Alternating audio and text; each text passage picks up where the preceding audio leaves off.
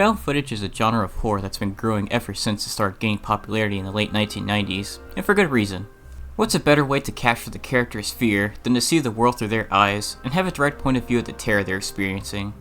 It's also one of the easier ways to make horror. After all, everything takes place from the character's camera, so there's no need to set up the camera in a special way to give off a certain feeling or to show off the film's world, or to highlight the big bad monster causing discomfort.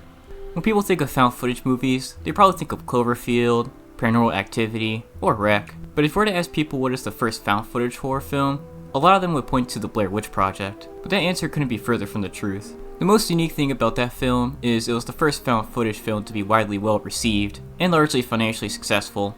And while there's only a couple of found footage movies before the 1990 blockbuster, almost every aspect from Blair Witch shows up at least once in the movies we're about to discuss. So buckle up and get ready to learn about the beginnings of the found footage genre, and what would be considered the first found footage film. First, let's start by defining what found footage is. To be fair, the genre is pretty self-explanatory. The presented material is footage, or certain types of media, that were found and put together to tell a certain narrative. The main thing that defines this genre is that there's a good amount of the film that showcases some kind of visual recording. The main source of footage is mostly a person's recording the events leading up to, during, and after whatever the main event of said media is. Other pieces that are often seen throughout this genre are news reports, or any kind of report really, interviews, and random testimonies. If archived letters between two people could be considered random testimonies or reports, then it could be argued that epistolary novels may be considered found footage, as they're essentially just letters that have been found and published for the public to read. James Howell could be considered the father of found footage, as he's largely considered to be the founder of epistolary novels, with his first stories utilizing this aspect going all the way back to 1645. Speaking of epistolary stories, if we're talking horror, Frankenstein from 1818 has a few letters in the beginning part of the book, but the rest of it is through a third-person perspective. So Dracula by Bram Stoker from 1897 might be a better fit, as not only is everything through written reports, there's also transcribed phonograph cylinders, which, for the youngins, is a cylinder that will play sound whenever it's placed in a cylinder gramophone.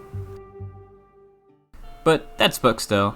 If we're talking movies, The Connection from 1961 is the first found footage film. The movie follows Jim Dunn as he promises to buy a bunch of drug addicts their next fix if they let him record them in one of their apartments for a day. At first, the inhabitants are all shy of the camera, but as the tape keeps rolling and the conversation keeps flowing, they all become more talkative and more into their natural state. Overall, it's not a bad movie, but it's slow and might require a second watch to really understand everybody's personality and motives. The film is entirely within the apartment room, so I get there's only so much that can be done outside of the characters talking to each other or to the camera, but still, it would have been nice to see more conflict between the inhabitants to add some tension that could have given the viewer deeper insight on the characters' situations and dynamics.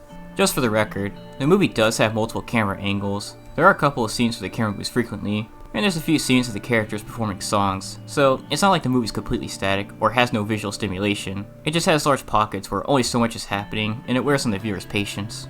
Additionally, the film was surprising to me because it did a couple of things I've never seen done in a film from the 1960s. Like, there's some moderate swears here and there. The film has a fairly honest look at drug addicts, and doesn't depict them as social outcasts that are so derived of any value. And there's even an open discussion about race and homosexuality. I'm not saying there's not any other movies around this time period that talk about these things, it's just I've never seen a movie from this era talk so openly and explicitly about them. Getting back to it, The Connection isn't horror, but still, I wanted to bring it up to show how far back this genre goes. Anyways, the first found footage horror film is considered Cannibal Holocaust from 1980. The movie follows the anthropologist Harold Monroe as he ventures to the Amazon forest to study the 3 tribes living on the island. He also wants to find the previous people that went to this place, whenever he came back to see if they're still alive, and to see if their footage can be archived, but the answer to both these questions is way less than pleasing. The movie isn't entirely found footage, no. There's still a good chunk in the movie that's not filmed from a character's camera. The first shot of one of the tribes, to the second before they played the dead group's findings, is entirely from an omnipotent perspective. This film is pretty controversial, as there's a lot of scenes to depict heavy subject matter, and as such, it was banned in several countries, and the director was even charged with obscenity, but was able to prove his innocence with the actors' testimonies and footage of behind the scenes to show everything was staged. Anyways, it's not a bad movie or anything, but there's certainly good chunks in the movie that'll unnerve viewers and make them uncomfortably cringe at the horror unfolding on screen, and sometimes it seems kinda unnecessary. Overall though, the flow and pacing makes sense. The film gave purpose as to why Monroe wanted to find the footage, and why the natives attacked the tourist. And the segments in between of Monroe talking to others about the tape aren't too boring. they do try and give some insightful conversation. So, this seems to answer the question, right? Well, someone contend that while Cannibal Holocaust may have some found footage aspects, it shouldn't be considered a true found footage film. Some of the more hardcore fans might say that the majority or entirety of the film, minus credits, should be found footage in order to be a true contender of this genre, not just bits and pieces of it scattered throughout. If we consider this perspective, it seems Guinea Pig, Devil's Experiment, would be the first movie to fit this description, although to call this piece of movie would be implying it has some kind of artistic merit. This experience is a bunch of recordings of 3 men torturing a kidnapped woman in various ways, including getting physical, overstimulating the human senses, and other really gross stuff I don't want to bring up. In my opinion, this movie is glorified snuff. Now, it is all fake. There's a behind-the-scenes documentary about the making of the experience, but still, I don't understand why this had to be made. Like, what am I supposed to take away from a film that starts with someone getting slapped across the face 100 times? Or that same person crying in pain after listening to ear-piercing noise for hours on end? I know that person is going to be in insufferable pain, so what exactly is this movie's point? Not to mention, this movie doesn't have any credits. Rather, the opening and closing text add on to the immersion this is a snuff film. Credits are great reminders for horror films to remind the audience the entirety of the film was fake, and that monsters, at least not supernatural ones, aren't real, and that all the horrific scenery was made by humans to scare other humans. But in a good way, though. This movie is so deprived that the creator had to prove it was all fake and not a snuff film, and famous actor Charlie Sheen even handed over the second movie, which is also found footage, to the authorities after watching it because he believed the movie was real.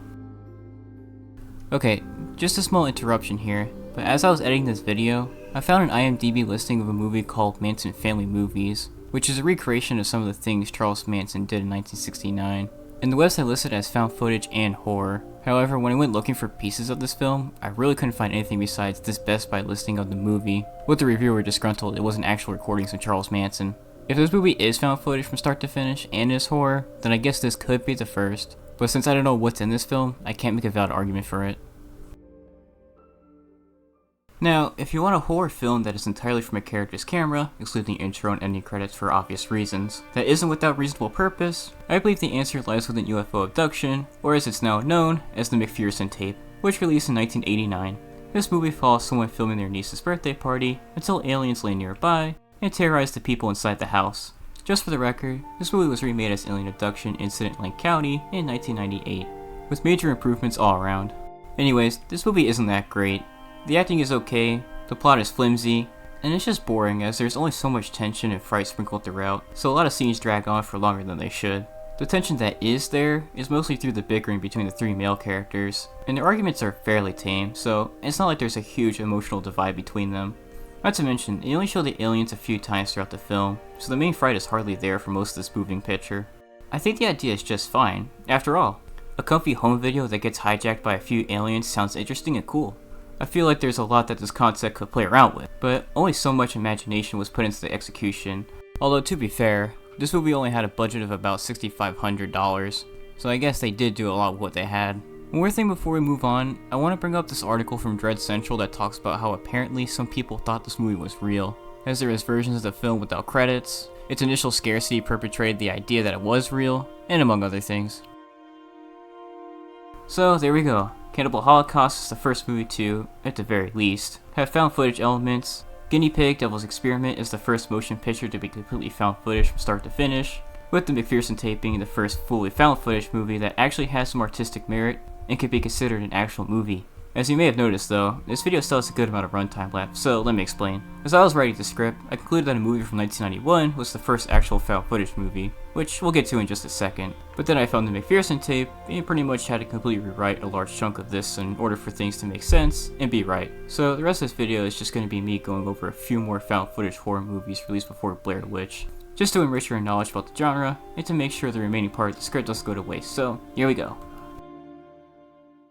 Originally released in 1991, America's Deadliest home video follows Doug as he films his international journey until he runs into 3 criminals who force him to record their crimes, which also gets him involved in their life of crime. This movie is actually pretty well done for a low-budget homemade movie, and I think a large part of that is because the cast of characters work well together and it's believable. Doug and Gloria take a liking to each other because they're good people being manipulated by Cliff, and Vesna and Cliff provide a good chaotic element to the movie that drives most of the action along. Not to mention, they all have development throughout the film too, and each member of the gang is likable, even if they're all criminals. Another thing that this movie does that our previous movies didn't is it has a public aspect to it. I actually don't know a lot of horror movies, let alone found footage ones, that take place in a public space or public spaces. Most of them take place in some kind of private location like a house or a creepy tower, or somewhere away from civilization like a wicked forest or a sinister campground. So I gotta say, this is one of the most unique horror films I've seen. This aspect also works great with the plot too. When people see the camera in public, they're pleasantly surprised about being recorded. Remember, this was the 1990s when a camera was in everyone's pocket, and this lets their guard down, leading Cliff or Vesna to threaten the victim and get them to follow their commands. Another part that works well is this very much feels like a home movie, and that's a good thing because it serves as a nice juxtaposition to the horrible things the gang does. Home movies are supposed to be recordings of the best moments from the past. They provide a nice, warm, fuzzy feeling whenever we go back and watch them because of how they remind us of the simpler times. This whole movie, though, is filled with robberies, violent conflicts, and threats. Not comforting in the least, but in between, they also have shots of the gang having fun at the public park or at the bowling alley, which are small pieces of life that we're all familiar with, and places we took comfort in and had fun at. In other words, the movie gets viewers to relax with their familiarity of home movies and the pieces of when we were younger, but it gets them excited when the gang decides to hold up somebody or something. Okay, so you might have noticed that none of these movies have a supernatural aspect to them. They're all very human, nothing outwardly. An aspect that's very much present in the Blair Witch Project, so I guess that movie does have that going for it. But there is sort of a supernatural aspect to another found footage movie from 1998 called The Last Broadcast. Or so the film makes it seem at first. So the story with this one is there's a group of 4 boys that go into the woods to try and investigate the cryptid, the Jersey Devil. But in doing so, 2 are murdered, 1 goes missing, and 1 comes out alive. So, naturally, authorities think it's the survivor and jail him. However, the movie shows other evidence that makes it seem that the survivor didn't do it, rather something sinister did it. Maybe it was the Jersey Devil itself, but no. Turns out it was the person narrating the documentary the whole time. Yeah, that ending is so lame. It would have been so much better if the last few seconds of the movie were just a restored frame with a devilish looking monster on it, to let the viewers know that something evil did lie within those woods. Could have also made the audience think about how exactly the creature went about attacking the reporters, and how many other victims it's claimed before. So yeah, you got me there. The Blair Witch Project actually has a supernatural aspect to it, something none of the aforementioned films had. Honestly, maybe that's what this genre needed. I'm just saying, the McPherson tape was sci-fi, and also just not a good film. America's Deadliest home video was great, but the horror aspect was kinda lacking, and the viewers felt more scared for the gang's victims than they were for the gang. And The Last Broadcast didn't have a real monster, so maybe it was time that someone took the idea and added a classic spin to it. Okay, before I conclude this video, there's 2 other found footage films I wanted to bring up that came out before the Blair Witch Project to continue education, but mostly because I just wanted to talk about them. The first one is 84 Charlie MoPic, which follows a character named MoPic, short for a motion picture, as he films a small American group on a recon mission in the Vietnam War. For the most part, I quite like this movie.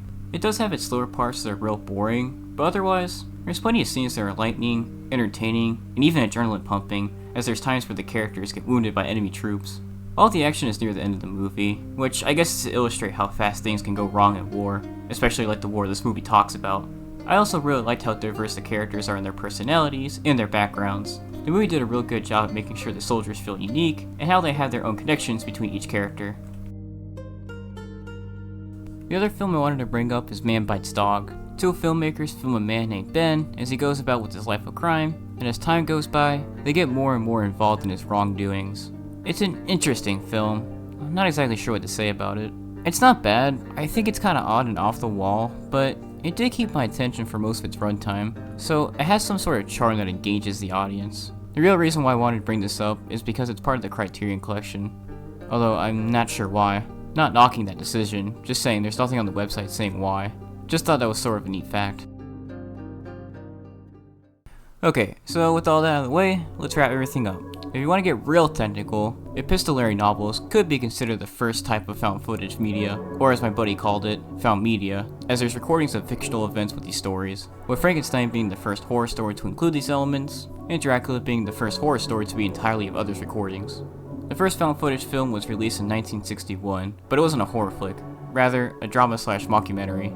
The first found footage horror film can be considered to be Cannibal Holocaust. However, some would contend that it has elements of found footage, but it isn't a real found footage film. So if real found footage is defined as being visual recordings from start to finish, Guinea Pig Devil's Experiment would be the first, but as I said before, I have a lot of problems calling this experience a movie. The first found footage horror film that is found footage from start to finish, and not glorified stuff, seems to be the McPherson tape, but it's not much of value. So the first good movie that's found footage from start to finish is America's Deadliest home video. Then 8 years later, Blair Witch Project was released, which became the first found footage horror film to become financially successful and garner a large following. There were a few other found footage movies along the way, like 83 Charlie MoPic, Man Bites Dog, and The Last Broadcast. And while only one of these is horror, in my opinion, they're all good films that use their found footage aspect appropriately, and in a unique enough way. Alright, that's all I had to say about all these films. Have a good day, and let me know what you think the first found footage horror film is. But please, remember to be respectful of others' opinions.